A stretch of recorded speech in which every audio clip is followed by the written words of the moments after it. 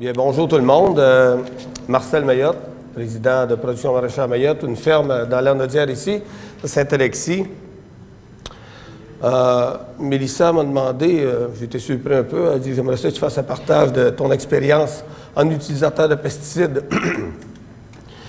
en lien avec la conférence d'aujourd'hui. » J'ai dit « Il n'y a pas de problème. » J'ai dit « Tu sais, moi, je ne suis pas habitué à faire ces choses-là non plus que... j'aime pas ça ben me faire attacher les mains à ce que je dis. Alors, je suis un libre penseur. Je demanderais tout simplement que si ce qui ne fait pas votre affaire, oubliez-les. Ce qui fait votre affaire, gardez-les. J'ai aucune malice dans ce que je fais. J'ai 55 ans d'expérience en agriculture parce que je suis né en 1960. Je suis arrivé à peu près où est-ce que les pesticides étaient assez en vogue facilement. J'ai 55 printemps, automne, été, hiver. J'ai tout fait ces années-là comme ça, comme tout le monde, mais je l'ai fait dans la nature. Fait que je remarque tout le temps des choses qui me portent à réfléchir. Donc, réfléchir, c'est le nom un peu de la conférence que je présente aujourd'hui.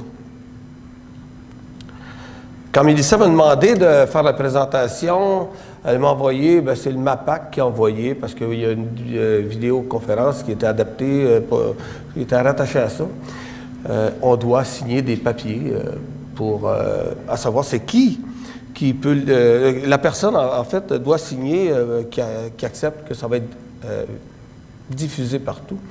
Alors là, il y avait le nom, l'adresse, et puis tout le monde ils sont habitués, ceux qui font des conférences, il y a des AGR, DTA, des lettres de noblesse.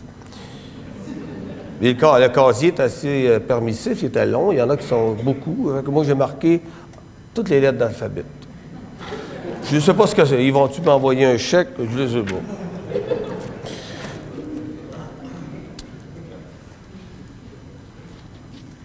J'ai aucun diplôme, sauf que j'ai une bonne expérience en gestion personnelle, gestion d'entreprise, gestion économique, gestion des pesticides. J'ai une facilité en mécanique. J'aime la mécanique. J'aime aussi le développement des affaires. J'aime l'organisation du travail, parce qu'on a une usine où est-ce qu'on va travailler des produits. J'aime la performance au travail. Je fais un lien avec ce qu'on fait dans le champ. J'aime ça que ce soit fait efficacement. C'est pour ça, d'ailleurs, je pense, en partie, pas au total, que c'est pour ça qu'on est encore là, Production maraîchère Mayotte aussi, parce qu'on a fait des choses en étant efficaces. Alors, j'ai aucun diplôme, sauf que j'ai, dans tout ce que je vous ai nommé, j'ai un doctorat honoris causa, dédié par moi. Puis je vais en donner encore d'autres, j'en ai plein, un sac de ça. La ferme Production maraîchère Mayotte, c'est arrivé, en fait, je suis arrivé là-dedans, moi, quand je suis né, en 1960. En 1970, mon père a tout vendu les vaches. C'était la ferme type qu'il y avait dans notre région. Des vaches, des cochons, des poules. Il gagnait lui vie ici dans la région. Pour ceux qui ne savent pas, c'était à toutes les fermes de Saint-Ligory, Saint-Alexis, toute l'Arnaudière, proche de Saint-Jacques. Tout le monde faisait du tabac. Du tabac à pipe. Pour les grandes de ce monde, McDonald's, Tobacco, nommez-les. Et puis, au fil des années, mon père a dit, en 70, on vend les vaches, on vend les cochons, puis on va faire des légumes, nous autres, on est bons dans ça. Puis, ça s'est avéré que là, on a passé par toutes les productions, fraises, concombres, tomates, haricots. Dans les années 75 environ, je suis arrivé plus actif dans l'entreprise à 15 ans parce que je savais que j'aurais des diplômes, ça fait que j'ai arrêté l'école pas mal. Vous comprenez que... Je ne sais pas si je ne veux pas, s'il y a des étudiants ici, ne faites pas ça. Faites pas ça parce que ça marche, là, mais pas tout le temps. En 1980, autour de ça, j'avais essayé plusieurs productions, l'asperge. J'ai tombé dans différentes productions de rhubarbe, panais, carottes. En masse faite, j'ai réussi dans à peu près tout ce que je faisais.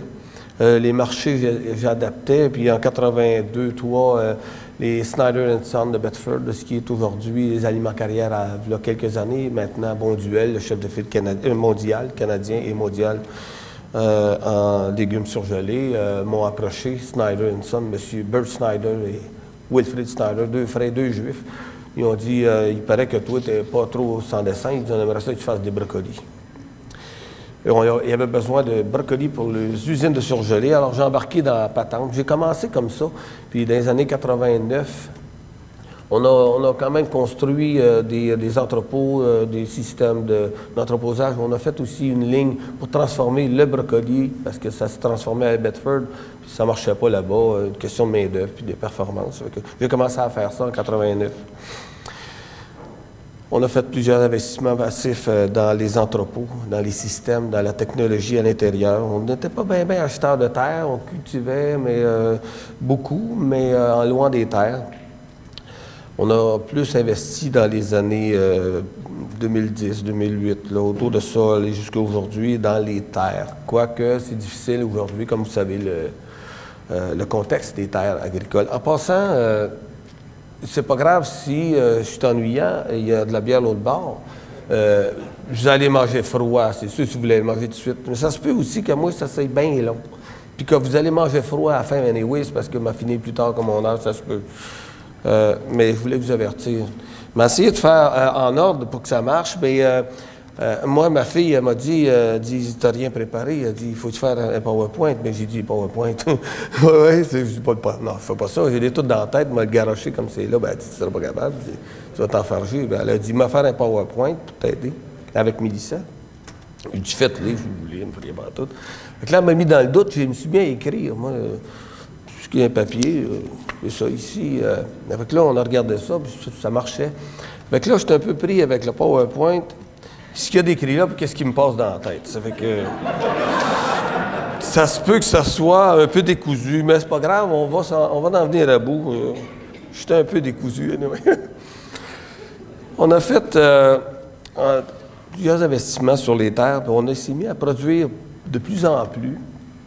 Dans les années 2006, Bonduelle avait à l'époque, depuis plusieurs années, pour Bonduelle, mais Aliment Carrière avait des contrats qui donnaient dans la région de brocolis, chou-fleur. Puis moi, j'étais responsable de tout transformer ça puis d'acheminer au tunnel de congélation à Bedford. En 2006, ils m'ont balancé l'ouvrage. Ils ont dit, t'es assez grand, c'est pour faire toutes tes affaires tout seul. Nous autres, on sort de là. Ils ont dit, on va prendre le produit rendu à Bedford. Fait qu'on s'est mis à le faire. Ça a été un peu un changement dans notre système où est-ce que là, il a fallu apprendre à aiguiser les crayons un petit peu plus. Je vais faire le volet, en fait, je vais tomber dans le volet présentement des pesticides. Qu'est-ce qui est, parce qu'on est là pour parler de pesticides en grande partie, j'ai essayé de faire un peu un survol de comment que ça s'est passé chez nous. Des années 70, les molécules y est arrivé depuis la Révolution, hein, depuis la réforme agraire, comme M. Mongeau le disait tantôt. C'est arrivé avec les compagnies ont fait des produits, des molécules, puis ils nous ont donné ça. Comme producteurs, c'était pas mal pour nous sauver, puis ça l'a sauvé plusieurs personnes, je pense. Je suis pas sûr. Fait que j'ai fait une réflexion un peu là-dessus. Une anecdote un petit peu drôle, les avertissements phytosanitaires, j'ai 14-15 ans. Moi, chez nous, mon père, c'est moi qui m'occupe de ça. Quand il y a des problèmes de bibites, t'es bon dans ça, toi, puis tu t'arranges avec ça. L'avertissement, ça l'arrive, c'est le fun, c'est une belle lettre qui vient du gouvernement. On a 2 lettres par semaine chez nous. Sont celle-là, puis des correspondances, des comptes, mais tu sais, c'est pas beaucoup, mais la lettre est belle, puis là, tu rouvres ça, puis ils disent « Chrysomèle rayée dans le concombre. Avis de traitement. Go ahead. Par en avant. Vous devez mettre tel produit, tel produit. Hey, tu lis ça, tu dis tabarnak, ouais, dans le trouble. Dans la région, il y a cette bébite-là. C'est quoi cette bébite-là? Je sais pas, moi. On part, tu vas acheter le produit, tu dis, regarde la lettre du vendeur, tu dis, ouais, ça te prend tel produit. OK, tu en mets comment? Ben, t'en mets, t'as comment grand, mais ça te prend au moins 2 cruches. Avec ça. C'est pour ça que j'ai dit tantôt que l'éducation, il faudrait tout le temps penser à ceux qui sont étudiants, d'aller jusqu'au bout des choses là-dedans, parce que tu pars de loin, puis c'est pas malicieux. Par contre, tu peux faire des conneries, tu sais. Alors, pour faire un petit lien avec M. Mongeau tantôt, ça te coule sur la tête, tu t'en renverses, tu t'en respires, tu en mets trop. Un paquet de surprises sont venus avec l'utilisation des pesticides. Pour ma part, les bureaux locaux étaient là pour nous aider, puis c'était plus soutenu qu'aujourd'hui, parce qu'il y avait plus de moyens, probablement. C'était pas... ils ne savaient pas qu'est-ce qu'on faisait dans le champ. Ils savaient un peu, mais ils ne savaient pas non plus, eux, c'était quoi la dimension des pesticides. C'est dangereux, des pesticides. On le sait, hein? On le sait, mais on ne le sait même pas assez comment que c'est. Alors, on allait acheter le produit, on le mettait, puis ça finissait là. On ne savait pas mesurer si on avait eu un besoin avant. On n'avait pas non plus à mesurer si après ça avait marché. La bébite, on ne l'avait pas vu.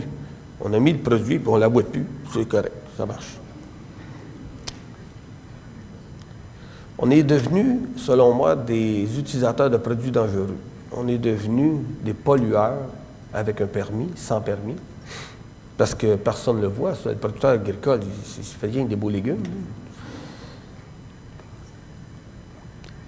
On est les mains dedans, puis on ne sait pas parce qu'on a de mauvaises intentions, mais moi, je trouve qu'on était mal soutenus là-dedans.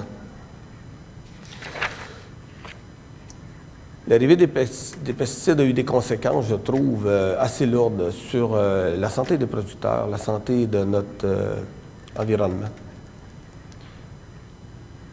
Avez-vous déjà touché une baleine? Moi, oui. Moi, j'ai touché une baleine. J'étais à Tadoussac, c'est un bateau, puis on était en dérive, tranquillement, dans Tadoussac. Il y avait des baleines partout. Le bateau, c'est à côté de sa baleine, elle dormait. Une baleine, ça dort. Ceux qui ne savent pas, ça dort. Ça se met au neutre, puis ça reste là. Puis là, j'ai dit, c'est le bateau. J'ai touché la baleine. Elle s'est tournée. L'œil, c'est gros de même. À la fin de la présentation, on va voir mon petit-fils. J'ai une petite fille aussi. Je ne sais pas s'ils vont toucher une baleine. Il ne faut pas toucher aux baleines, là. Je ne sais pas s'ils vont en voir. Moi, ça m'inquiète. Un petit peu. Ça m'inquiète de savoir si on va avoir encore les 300 belugas. Il reste seulement 300 belugas, je pense, dans le fleuve. C'est 300. Il y en avait des milliers avant. Ça, c'est rien que pour faire un petit parallèle à ce qu'on a fait dans l'eau du fleuve, puis qu'est-ce qu'on ne sait pas qui s'est passé aussi, puis qui se passe présentement. Bien, on est peut-être. Fait que je vais faire un parallèle à la fin, rien que des parallèles, je fais, moi. À la fin, avec les intentions que Production maraîchère à Mayotte a fait ou va faire dans le futur, non sans risque, pour essayer de changer les choses, à la limite de ce qu'on est capable de faire comme personne.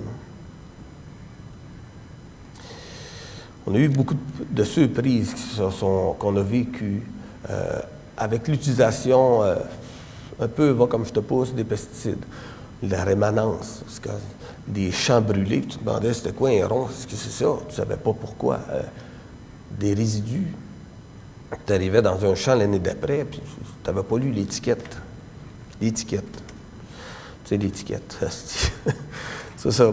Moi, j'ai été 25 ans à m'occuper des pesticides chez nous depuis 5, 6, 7, 8 ans. C'est Simon Landry, co-actionnaire de la compagnie chez nous, un jeune de 26 ans, 26 ans hier, ouais. Ou 24, oh, en tout cas, c'est pas grave. 24. C'est assez jeune, vous allez dire, mais j'y ai montré qu'est-ce que je savais, que je pouvais comprendre. J'ai montré à lire des étiquettes. J'ai dit, avant d'aller avec un pulvé dans le champ, tu as une multitude de choses à checker, mais l'étiquette, il faut que tu la saches par cœur. Il faut que tu l'aies lu d'un bord à l'autre. Parce que nous, quand on arrivait avec les étiquettes, au début, je ne me tromperai pas, il y a sûrement du monde qui sont capables de confirmer ça. C'est en anglais. C'est en anglais. J'ai appris une partie de l'anglais agricole sur les étiquettes. Il n'était pas tout en français. Puis je pense qu'il n'était pas beaucoup en français. Non seulement il est en anglais, mais quand ils sont venus à les écrire en français parce que la loi est arrivée, il fallait que, ce qui était important, c'était écrit à la fin, puis en tout petit. Puis je commençais à avoir besoin de lunettes, probablement, mais on ne le lisait pas tout. Ça fait que c'est ça. Read a label first. Ben oui. C'est en anglais, c'est pas pour moi, ça. Plus c'est petit, plus c'est important, comme je l'ai dit tantôt.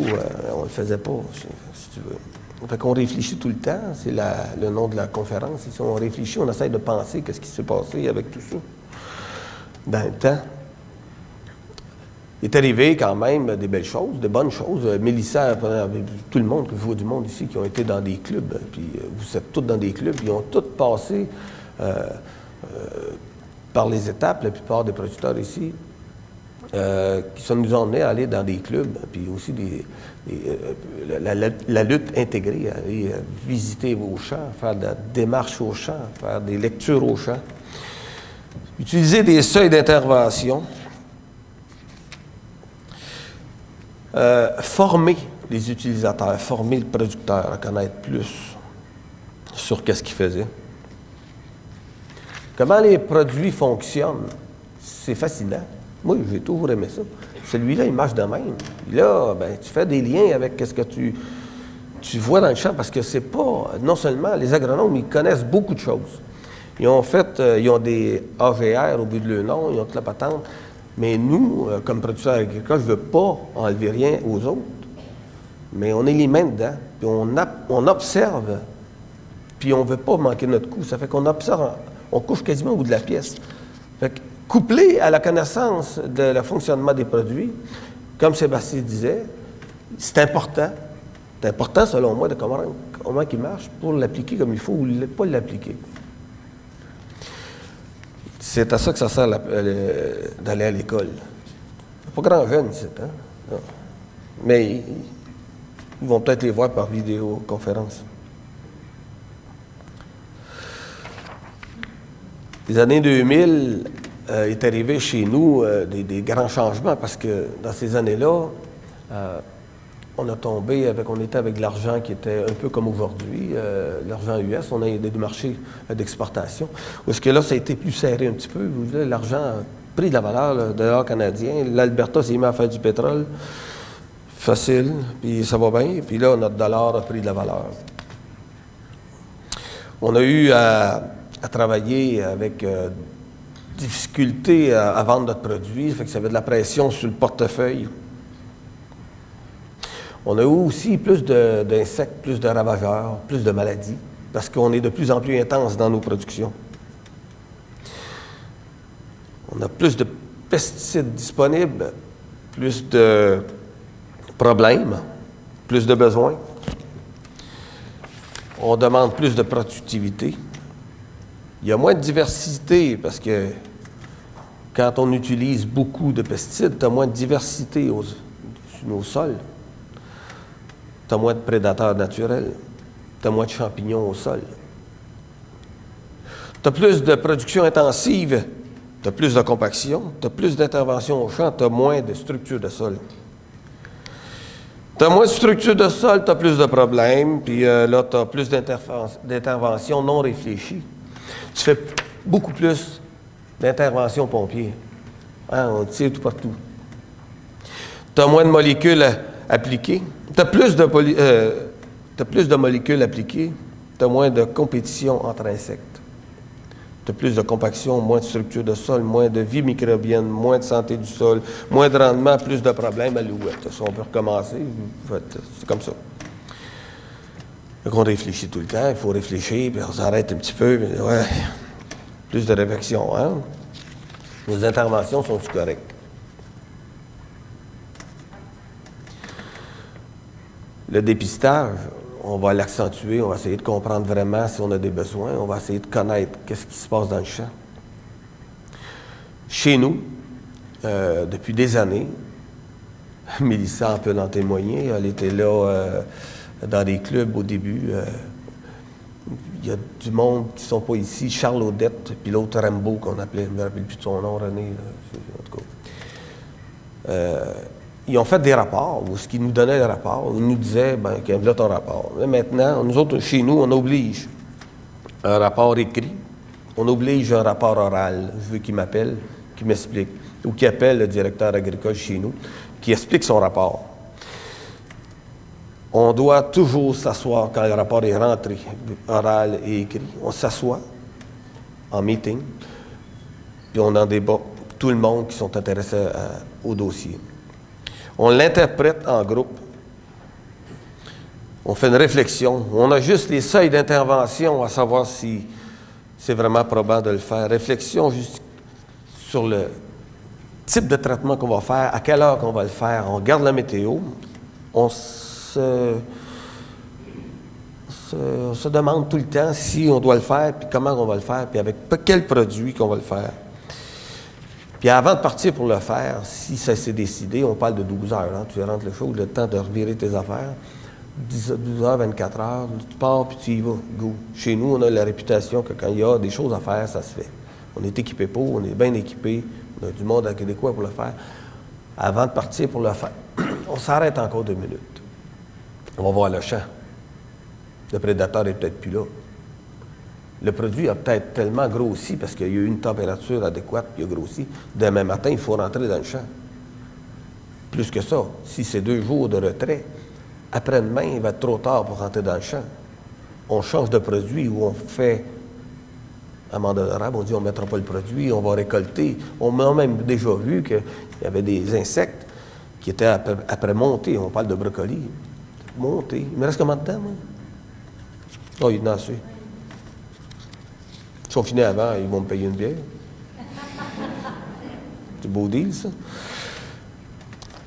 Les insectes vont monter sur la tête, mais ils ne seront pas rendus avant qu'on arrive pour la récolte. Puis on va tout prendre la récolte parce que la récolte est prête au complet. S'il en reste un peu, on va y aller avec une autre molécule, on va réévaluer la situation, on va refaire un autre dépistage après la récolte. On sauve des produits comme ça, on sauve des interventions, puis on sauve de l'argent. Tout ça se fait avec des applications maison, mobile, papier, parce que il y a chaque... c'est facile de faire, de prendre un papier et un crayon puis écrire ça sur le bord du canis. J'ai fait ça avant hier ou demain, je vais faire ça. Puis bon. Mais maintenant, la manière dont on marche, c'est que la personne qui fait les pulvérisations, son application mobile, là, on a tous des téléphones intelligents, puis une fois que c'est parti son affaire, le tracteur se conduit tout seul maintenant.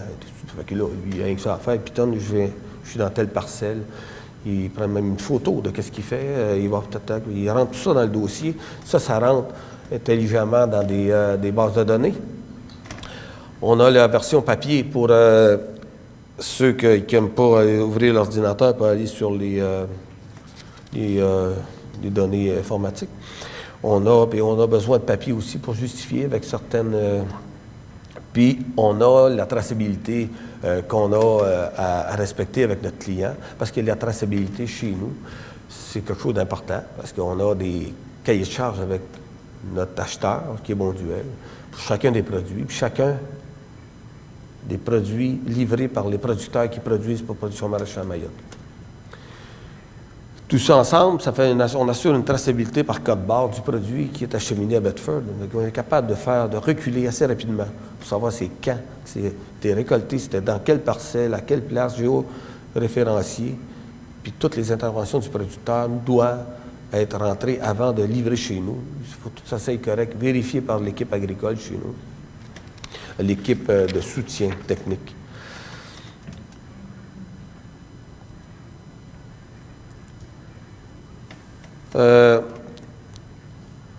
L'application sécuritaire, Sébastien en a parlé, on a des équipements, on a investi sur des équipements qui étaient adéquats pour faire ce qu'il faut que ça fasse, là, parce qu'on étend des produits qui sont dangereux, qui coûtent cher, puis des fois on les met pour rien parce qu'ils sont mal appliqués. Fait qu'on essaye de comprendre l'étiquette, on essaye de s'informer, on essaye de se servir de notre jugement. C'est quand, ce soir, midi, c'est quoi, c'est quand qu'on le fait? On le fait-tu, on le fait-tu pas, comme j'ai expliqué tout à l'heure. Quand c'est tout fait, une fois que c'est fait, et puis la pulvérisation faite, on va aller vérifier si ça a marché. Ça a l'air niaiseux, même on va vérifier. Parce que si ça n'a pas marché, au prochain meeting, on dit ça ne marche pas, ça marche pas. Qu'est-ce qui n'a pas marché? Pourquoi ça? Ils disent que ça marche, puis ça ne marche pas. C'est quoi? En 2005 à 2015, aller aujourd'hui, on réfléchit tout le temps, puis on n'a pas fini, ça a l'air. Il y a moins de molécules qui sont disponibles. On a plus de problèmes d'insectes. On a plus de compétition parce que là, comme j'ai dit tantôt,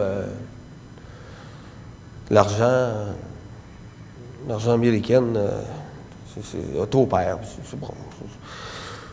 On a moins cher pour notre produit sur le marché. On a plus de frais de pesticides parce qu'on a fait plus d'intensivité dans notre production. Il y a beaucoup plus de soubresauts de ma nature, puis ça, c'est bon pour les légumes, mais pour vous autres aussi qui sont dans n'importe quel légume ici ou dans n'importe quel végétal.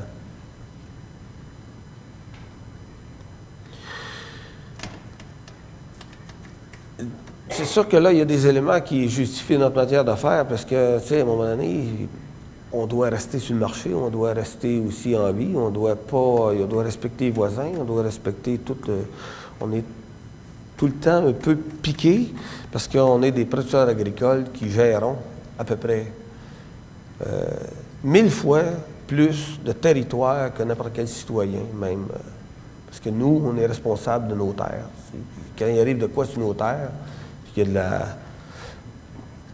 Je me promène de temps en temps en avion. J'ai mon dada. Je fais un parallèle, encore. J'ai de la misère à sentir la molécule qui m'échappe, le Bactrilm ou le 2,4-D. C'est quelque chose qui me pue au nez. Je le sens de loin. À 1500 pieds dans les airs, quand les gars sont en session d'application, parce que les gars produisent de grandes cultures, on produit beaucoup de grandes cultures. Donc, les petits grains sont pulvérisés avec ces produits-là, puis toute la même journée à peu près, parce que je sais pas du temps, il y a du temps, ils ont semé, puis là c'est venu, puis là d'un coup, il mouille, puis ça marche pas, puis d'un coup, il fait beau. Là, ils rentrent là-dedans, tout en même journée, puis là, ils nous poivent ça comme il faut, puis dans les airs, ça rend malade. Je pose la question, si on est sur la bonne voie, si tout le temps, ils ont-tu mesuré ça? Ce qu'on fait ici, ça va avoir des répercussions peut-être à Val-d'Or, je sais pas, moi. Ça s'en va par là, ça va vers l'ouest. En tout cas, pose des questions. Oui, je pose tout le temps des questions. On a eu, en plus de tous ces problèmes-là, on a eu l'arrivage spécial d'insectes qu'on ne connaît pas. Je vais faire un petit peu historique de ce qui s'est passé chez nous depuis quelques années. Mélissa va se mettre à rire parce que là, elle rit déjà. La cécidomie. La cécidomie, je ne sais pas s'il y en a qui connaissent ça. Ça doit. La cécidomie, c'est un insecte qui aime le crucifère. Pour le voir, ça prend un microscope. Vous avez toutes des mouches à fruits chez vous. Vous savez comment que ça babillonne? Ça va vite, ça. Une mouche à fruits, c'est une journée, hein, ça se refait. La cécidomie, elle a un cycle de 3 jours. Microscopique, elle fait des dommages comme un bulldozer dans un champ. Une cécidomie pond, 3 jours après, elle a 100 œufs. Les 100 œufs ne se sortiront pas toutes dans les délais pareils. Les 100 œufs, il y en a 20 qui vont là, 30 là. Dans le temps, ils vont éclore. Ce cycle-là recommence tout le temps. Ça fait que, pour un exemple, si on avait une cécidomie ici, qui rentrait, puis on la voyait, dans 3 jours, il y en a 100. Dans 6 jours, 100 fois 100. Monter ça de même, ça va vite en tabarnouche dans le champ, ça. Bien, ici, là, on aurait de la misère à respirer parce qu'il y en aurait, les murs seraient noirs. On ne les voit pas. On n'a pas peur de ça. La cécidomie, c'est la fin du monde pour les producteurs de crucifères. On avait des problèmes avec ça. On a perdu. Plusieurs producteurs ont perdu. Des grands producteurs de brocolis de la Rive-Sud ont des maux de tête effrayants. Ça, à la limite, s'exporte en Floride, où est-ce que là, il y a moins de problèmes de cécidomie, où il n'y en a pas. La Californie, il n'y a aucun problème de cécidomie, à date, pour des raisons nébuleuses, qu'on peut comprendre des fois, mais qu'on ne comprend pas tout le temps, parce que c'est pas facile à comprendre. Alors là, on regarde les avertissements phytosanitaires, on regarde nos représentants, qui ont toutes des bonnes recettes. J'ai rien contre les représentants, ils sont là pour nous aider, puis ils nous aident. Nos dépisteurs, nos agronomes, qu'est-ce qu'on fait? Ben là, il y a tel produit qui marche un petit peu, il y en a qui ne marchent pas pantoute. On pense que celui-là marche, je ne sais pas. On fait nos recherches nous-mêmes. Et puis, en attendant, on ne veut pas perdre nos productions, alors on pulvérise. on en met. On n'a pas le choix, on en met. Ça marche. Puis tant que ça rentre dans l'étiquette, tant que ça rentre dans la loi, on le met. On ne sait pas si ça marche. On a fait ça quelques années. Je dirais 2 ans. Où est-ce qu'on était après à vider nos poches? Puis ça n'avait pas de résultat non plus. Ou jusqu'à temps que j'ai perdu 75 heures pour dans le temps de le dire. Ça fait de l'argent pas mal. Je ne m'assurais jamais. Je m'auto-assurais. Cette année-là, j'avais décidé, j'ai dit, quand je m'assure, une chance, on aurait fait toute une culbute, c'est sûr. On s'est assuré, ils ont payé. Ils n'ont pas payé gros. Hein. La cécidomie,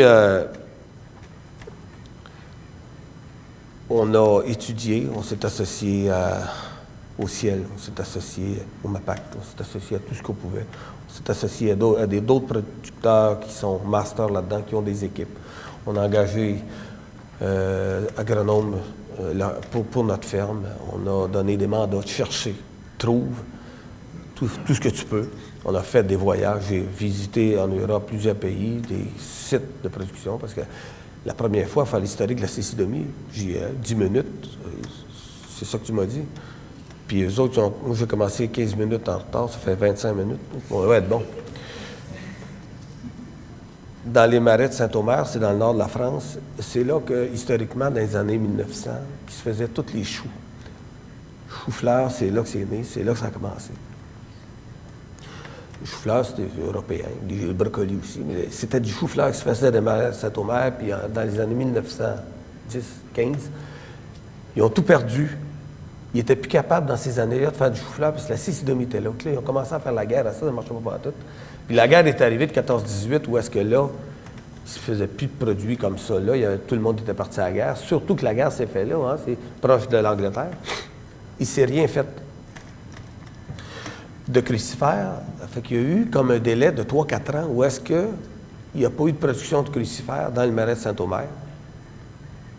Puis quand ils sont revenus de la guerre, ils ont recommencé à produire. Il n'y avait plus de cécidomie, ils ont été capables de produire. Ça a marché jusqu'en 1926, jusqu'en 1926. Il est arrivé l'autre épisode où ils ont tombé, plus capables de le faire, dans les années 30 quelques. Il est arrivé le DDT. Où est-ce que là, avec le DDT, ça va bien. Il n'y a plus rien qui nous fait peur. Ils ont recommencé. C'est tout le temps par des cycles de même. Le DDT est enlevé. C'est revenu en 60. Là, il gère un peu avec des rotations parce que c'est au bout de 3 ans, la pulpe est plus vivable. Si tu fais une rotation éloignée, tu es capable de t'arranger pour produire encore. On pense qu'on a des solutions qui pourraient être plus pérennes que le chimique. C'est pour ça que il faut s'adapter à notre client qui a des listes de pesticides particulières parce qu'on est sur un marché américain. Il faut que tu sois correct avec les Américains quand ça passe les douanes. Ça fait que c'est un autre problème qu'on a à gérer, ça. Mais c'est des embûches. En réfléchissant, on vient à bout de trouver des manières de faire pour être capable d'en manger encore. Parce que moi, j'aime ça le brocoli, le chou-fleur, j'en mange, j'ai tous les mains dedans, puis j'en mange, je m'arrange pour que ça aille pas pire.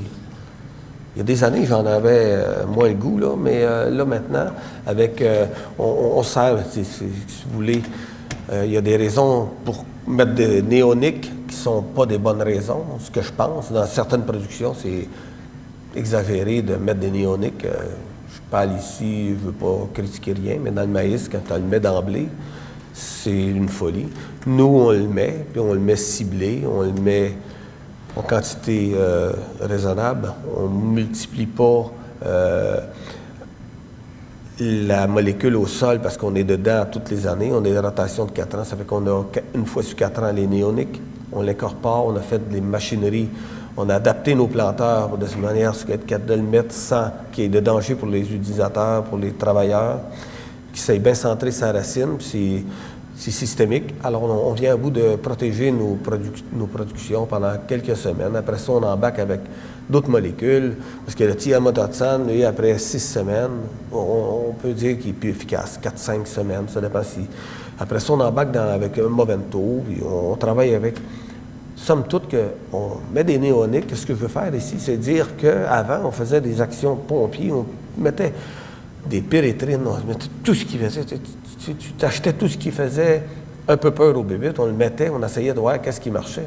Maintenant, on a diminué nos nombres de molécules appliquées, puis les pressions sont moindres, puis on a plus de succès avec très peu d'applications, mais on se sert de néonicotinoïdes. Une chance, il n'y a pas une abeille qui butine sur le brocoli, on le récolte avant que ça aille en fleurs. Donc, tu sais, moi, ça me... 20 minutes. On fait des rotations de pesticides aussi chez nous. Avant de partir pour faire l'application, on va analyser qu'est-ce qu'il y a eu, parce qu'on a un cahier de champ vivant. Tout est mis dedans, comme vous. Tout est dedans, toutes les températures. Fait que là, on est en équipe, on regarde. La dernière fois, on a mis tel produit, ça a fait ci, ça a fait ça. OK, là, on va essayer avec quelque chose de plus soft parce que la pression est moins forte. Celui-là va marcher à cause de la température. Il faut faire des rotations. Il faut garder notre biodiversité aussi, parce qu'on pense que ça l'aide.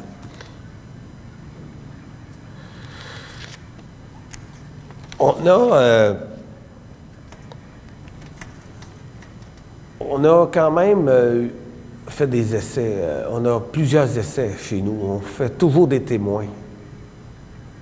Dans chacune des parcelles, 10 acres, 3-4 hectares, il y a toujours une parcelle témoin pour vérifier si l'application des produits qu'on met est valable, ou a fonctionné, ou n'a pas fonctionné, ou si on l'a mis pour rien. Parce que s'il n'y a pas de pression sur les témoins non traités, on ramasse aussi, on essaie de ramasser toutes les informations scientifiquement. Parce qu'on s'est aperçu que quand on ne le faisait pas scientifiquement, on se faisait démolir notre idée, hey, je pourrais faire ça.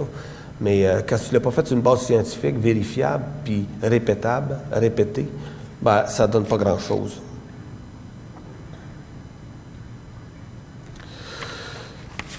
D'après moi, j'en avais trop vu. Bon, ouais. On s'est associé avec ceux qui pouvaient nous aider. Puis si jamais ici dans la salle, il y en a qui peuvent m'aider, on n'a pas fini des problèmes. Des problèmes, c'est le matin où est-ce que l'Actara serait retiré pour une fausse raison ou des bonnes raisons aussi.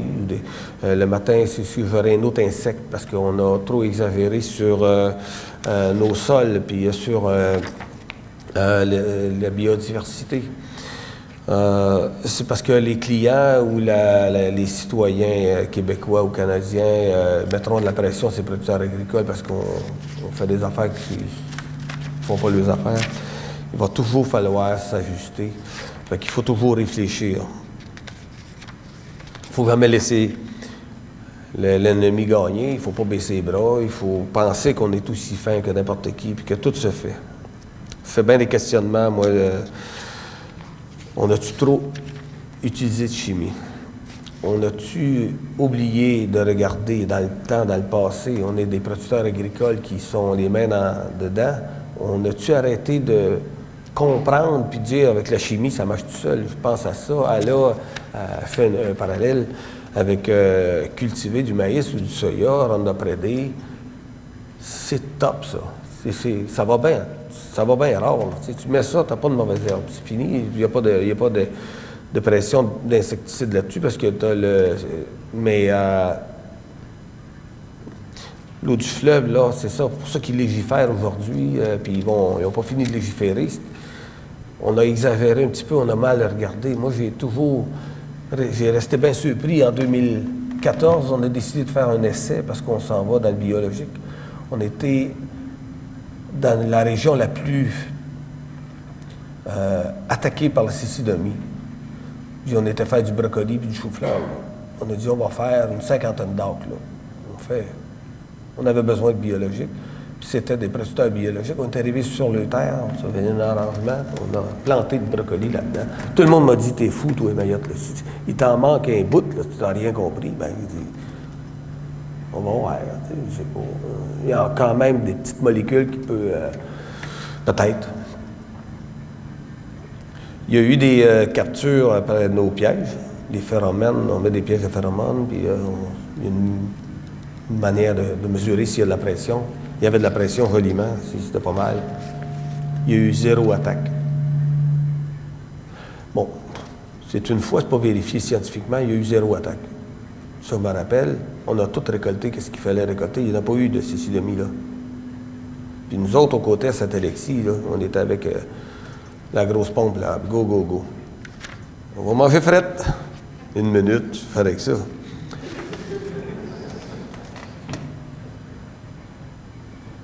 Y avait-tu présence d'ennemis naturels sur nos sols qu'on a tués avec le temps? C'est des sols qui sont en régie biologique depuis 10-15 ans. Ça marche, peut-être. J'en fais le pari. J'en fais le pari. Production Maraîchère Mayotte a pris une de ses branches, puis on est parti, on est en transfert biologique. On espère que dans le temps, on va réussir à faire quelque chose avec ça. Mais toujours en réfléchissant et en essayant de comprendre nos actions avec le chimique, puis faire la différence un peu pour nos clients. Nos clients nous le demandent, puis vous aussi, ils demandent le biologique, puis c'est en mode. On est-tu capable de tenir le fort avec ça? Je ne sais pas. À 20 ans, 25 ans, 30 ans, je n'aurais pas eu une aire de le faire, mais je me sens capable aujourd'hui de le faire. Je prends le pari que ça va fonctionner. On garde quand même l'œil sur la possibilité de garder du conventionnel. Parce que quand même, le marché est là pour le biologique, mais il n'est pas pour tous les produits qu'on fait chez nous. Il m'en reste pas bien à faire. Ce que j'ai remarqué dans le monde du biologique, c'est quelque chose qui n'arrive pas depuis 40 ans que je suis en agriculture. Dans une réunion bien banale, de toutes les réunions bien banales que j'ai faites avec les agriculteurs en groupe, c'était des réunions d'information. Pardon. J'ai pris une Tylenol, c'est Bayer qui fait ça. Ça marche pas aussi. J'ai une grippe. J'ai resté surpris, j'ai sonné de ça encore, puis je vais finir avec ça. Dans toutes les réunions, tout le monde garde les informations puis essaie de se nuire, pas se nuire, mais pas s'aider. Parce que nuire, c'est un peu relatif. De ne pas s'aider, puis c'est lui qui a de l'information, il le garde. Je suis allé dans une réunion à Trois-Rivières, là, 2 mois, où est-ce qu'il y avait autant de personnes qu'ici. C'était tout dans le biologique. Tout, c'était une réunion biologique, où ce qui faisait un partage des expériences de l'année. Tout le monde allait ouvert. Question qui se posait. L'autre, hey, j'ai telle affaire que j'ai essayé, puis ça marche, tout, puis là, hey, oui, c'est bon, moi aussi, je me l'ai essayé. C'était une communion.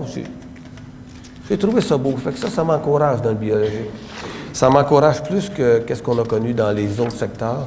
Quoique les autres secteurs, c'est pas si pire que ça, là, parce qu'on a quand même, eu des résultats dans notre vie en production qui ont été pas pires. Moi, j'ai des petits-enfants. J'ai la chance d'avoir de la relève chez nous. Il y a 3 qui sont dans la relève. Ma fille, mon gendre, puis un autre jeune qui est quasiment dans la famille. On va le faire, là, on va faire le tournant bio, en espérant que ça fonctionne. Pas parce que j'ai détesté les molécules qu'on a appliquées, mais c'est pas parce que je les ai aimées, par exemple. On va essayer de faire la différence. On a eu plein de monde autour de nous qui sont morts.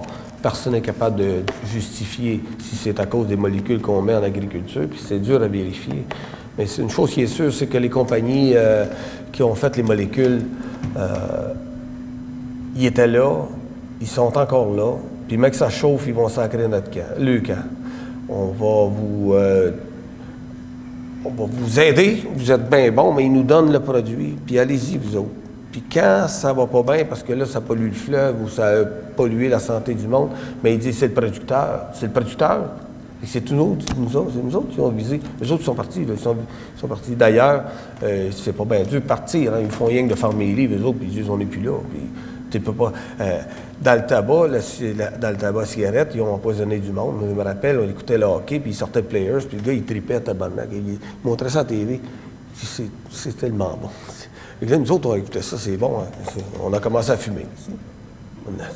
C'est pas pire, ça. Mais quand tout le monde a tombé malade, ils ont ôté l'annonce, puis là, ils ont ôté le paquet de cigarettes. Mais au moins, ils ont été emmenés en cours, puis ils vont payer. Je suis 50 ans, mais ils vont payer. Je ne sais pas si ça va être pareil pour les problèmes qu'on a avec les pesticides au Québec, au Canada, aux États-Unis. Je ne sais pas si ça, on va sauver. Je vous annonce comme ça, Syngenta vient d'être vendu à des capitales chinois. C'est le gouvernement chinois qui les a achetés. Ça, c'est pas une bonne nouvelle, je peux vous le dire. J'ai déjà aujourd'hui la confirmation que mes semences qu'on avait besoin pour la saison, il va falloir changer pas mal d'affaires, là, parce que les semences qu'ils faisaient, ils ont dit « back order cette année ». Sur ça, j'espère que je n'ai pas été trop plate. Merci. Sage Pesticides est un outil essentiel pour gérer les pesticides de façon rationnelle et sécuritaire. Consultez-le régulièrement pour en savoir plus sur les traitements phytosanitaires homologués dans différentes cultures, sur les caractéristiques des produits commerciaux et bien d'autres aspects reliés à leur utilisation.